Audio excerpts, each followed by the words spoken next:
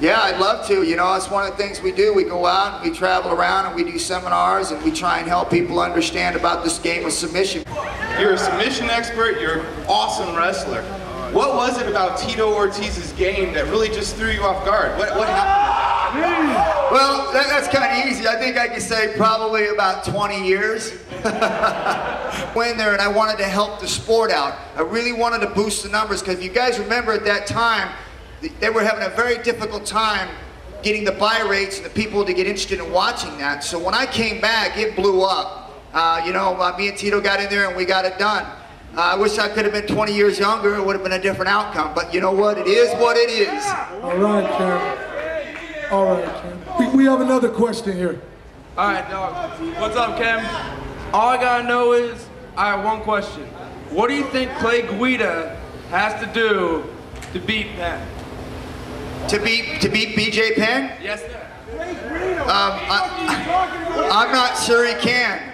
You know, I think there's a lot of guys out there that just have really good skills and just phenomenal athletes, and I think BJ Penn is one of those guys at 155 pounds is just very, very tough to beat. He's a very good submission guy, he's very good at striking, and he's also a great conditioning, and he's smart. And he's just one of those kind of guys who's just been gifted. So I think Guido really has to work on his ground game tremendously, and then really has to work on his striking and not come straight in, because that's how he's going to get caught. What about tonight, UFC 101? Shut up, you don't have a mic. Hey, thanks for all those years of UFC. I want to know, like on the last Tito Ortiz fight, right at the end, I want to know why you didn't throw the knee. You had plenty of opportunity to throw that knee. Is it because the knee was blown out? What do you talk about with which one? The third fight, the last Tito Ortiz fight. Yeah, my knee, it actually had my shoulder. If you see, I got a big scar about that long here. I blew my shoulder out, so I couldn't do any underlocks. My shoulder was completely gone and out, so I really couldn't underhook him or overhook him to throw those knees. 5 years now, it seems like every time we try and put the fight together, there's always a reason why it's not happening. But if you guys all know, I'm the one that signed the contract and he hasn't. Yeah! It's true. Hey Ken, I just had a quick question. What really happened with you and the Nasty Boys? Oh, that's always a fun one. That makes my blood boil every time I have to answer this one. Well, one, I got jumped. You know, we went into the room, I had a beef with one of them, then next thing I know, I'm laying on the ground. Well, rumor has it, I got hit from behind when I came into the room and they both just started putting the boots to me. So I tried to get even one time at an airport, and the only problem was that's a great place. The other guy didn't want to fight and I did, so I guess that's just the way it worked out. Got to hit me from behind. Yeah, man, quick question from Six Ninjas. We know you're down because you're here. What's up with you and JCW? You ever gonna jump on that shit, maybe? Well, he's wrestling tonight. He's wrestling tonight here. Yeah. Right now, they got too many political things involved. It's like you got judges, you got athletic commission. It seems like any time that you get other people involved, outside people involved, it's all political, man. You got to keep it real. Keep it real. Money, money. It's all about the Benjamins and what other people can make. But like I said, Josh Barnett deserves that fight, and they screwed him out of it.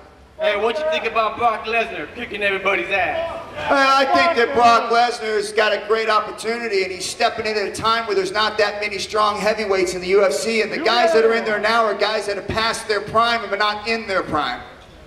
Yes. I think UFC is, with the way that things have gone and the way that they've put in the rules and sanctioning and the way that they have the Ultimate Fighter going, is they're hurting it because the guys are out there trying to be on TV instead of when we were in the earlier days when they were true fighters, guys that went in there and threw down and wanted to fight.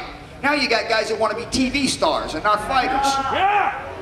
Hey Ken, it's a little off topic, but me and my buddy are working on a cartoon, and he wants to fight Florian in the cartoon, but he wants to train in Lions, and we were wondering if you would do a guest voice for that. Absolutely. You guys come talk to me about it, man. Love to. Anybody else? Okay, right. I just got one favor to ask you tonight. Would you sock the fucking piss out of Scotty D'Amore? Please. Sure, why not? Ken, so, man, you're here at the gathering of the Juggalos, man. 20,000 fans, 20,000 people going nuts. What do you feel about it so far since you've been through the campgrounds and stuff, man? Dude, it's just like I told you in the beginning when I first started fighting, it was real. Walking through this place, it feels real. Who are you fighting next? Right now, I'm kind of taking time out. I've got some promotions I'm doing. I'm putting on fights. I've got one in San Diego that we're trying to put together now at the Savola Casino. And so I'm trying to move my career into staying in the MMA, but actually going on the other side of it, being more of a promoter, and I'm running gyms, also Lions Den gyms. So that's kind of where I'm at. But I ain't done fighting. I'll wait for the right fight to come around, and I'll do it again. I think that your right fight might be Tank Abbott. Yeah, you know, that's a long time coming. Now, me and Tank have got a beef going way back. So yeah, that would be a good one to start up with. Yeah. Did you ever take steroids? Did I ever take steroids? Have you ever drank beer and smoked pot? All day long. You want some? And that's one thing that we pride ourselves on here, Ken, is the honesty right here, and that was really fucking cool. From your Lions Den, do you see any fighters coming out of there soon to break in and maybe get a championship belt in one of the divisions? Well, we got a lot of guys. We got guys in Connecticut, guys in Scottsdale, and also in Reno. We got a lot of potential coming out of there. So we're looking forward to getting some of these young fighters out there and competing. Absolutely. Yeah, somebody said Mark Coleman. Mark Coleman was one of the best fights I've ever seen you in Pride, man. What was going through your head when you guys were training lids? Well, I'll tell you what, man. It was actually not Mark Coleman, it was Don Fry, but I know what you're talking about. Yeah, that was a...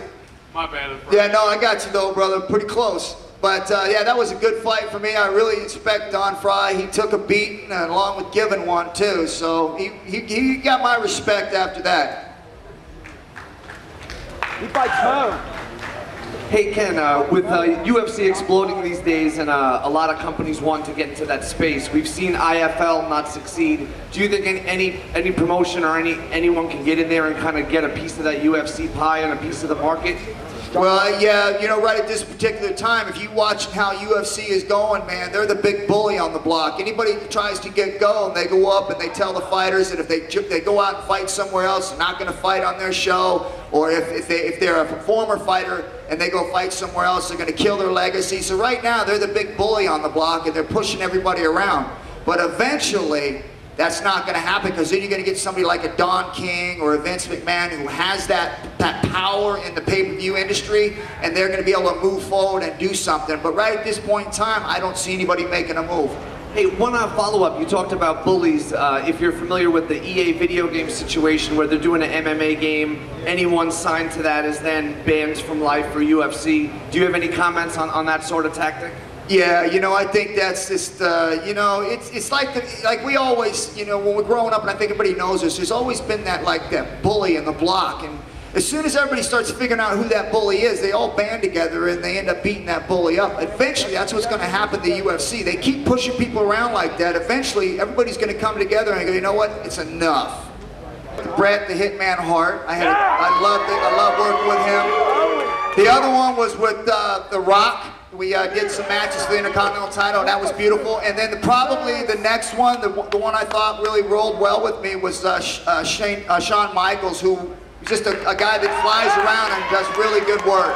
Owen Hart. Question: how come you're not with TNA right now?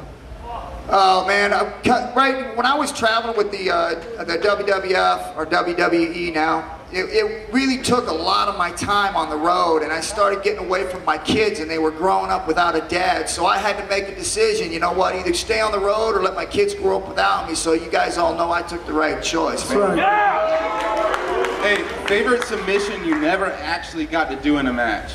What's that? Favorite submission you never actually got to do in a match that you would like to have done to someone? Oh, it'd have to be a flying triangle choke, man. Yeah, if I could pull that off at heavyweight, man, they'd be playing that over and over. First of all, man, we were driving through here, man. We see you guys are really chilling out and you're all having a great time, man. So we're gonna come back tonight, and I'm gonna help you guys even have more of a good time, because when I get in the ring, I'm gonna try and turn it MMA style. Forget that pro wrestling. I'm gonna lay some knuckles on my opponent, see if I can't make them bleed for you. All right, you guys. God bless, man. Have a great night. We'll see you guys tonight, man. Party up. Right.